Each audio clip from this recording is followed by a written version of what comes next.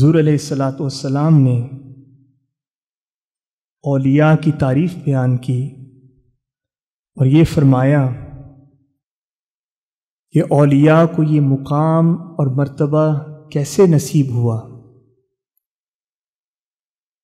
حضور علیہ الصلاۃ والسلام ابدال شام کے بارے میں ذکر فرما رہے ہیں کہ اب اس مقام اور مرتبے میں اللہ رب العزت 40 افراد کو منتخب فرماتا ہے، اور اس حدیث پاک کو امام الطبرانی اور امام ابو نعیم نقل فرماتے ہیں۔ حضور علیہ الصلاۃ والسلام نے فرمایا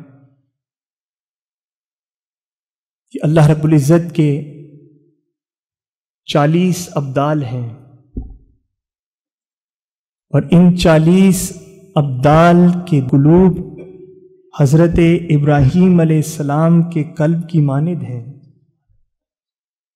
اللہ رب العزت نے انہیں قلب سلیمیہ عطا فرمایا،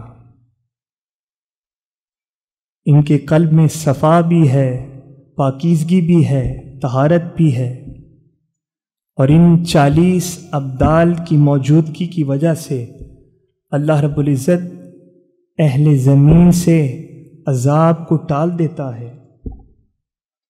اور پھر آقا علیہ الصلوۃ والسلام فرماتے ہیں کہ انہم لم یدرکوها بصلاۃ ولا صوم ولا صدقۃ، انہم لم یدرکوها بصلاۃ، انہوں نے یہ مقام اور مرتبہ کثرت صلاۃ سے حاصل نہیں کیا، ولا بصوم ولا بصدقۃ، اور کثرت صوم اور کثرت صدقہ سے حاصل نہیں کیا۔ تو پھر صحابہ کرام نے عرض کی، یا رسول اللہ علیہ الصلاۃ والسلام فبما ادرکوها، تو پھر ان ابدالوں نے یہ مقام ابدالیت کیسے حاصل کی؟ آقا علیہ الصلاۃ والسلام نے فرمایا بالسخاء، سخائے قلب سے حاصل کیا۔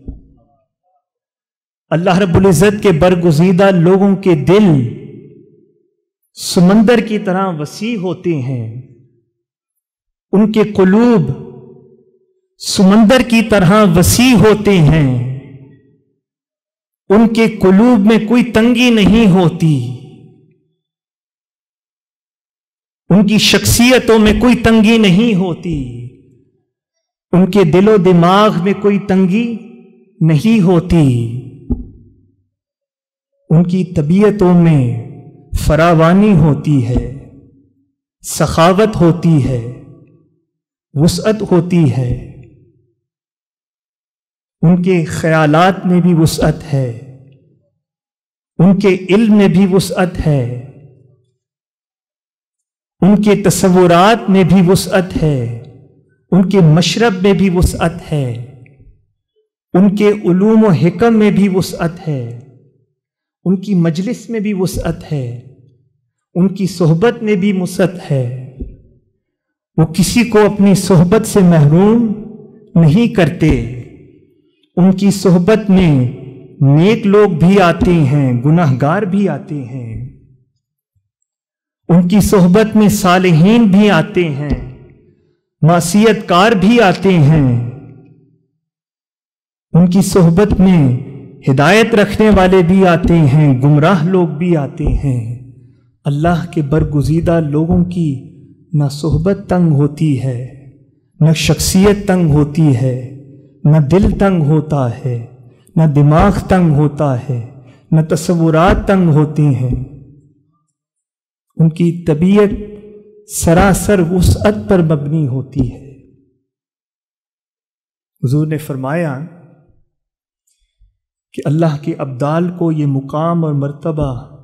سخا سے نصیب ہوا، سخائے قلب اور سخائے نفس سے نصیب ہوا۔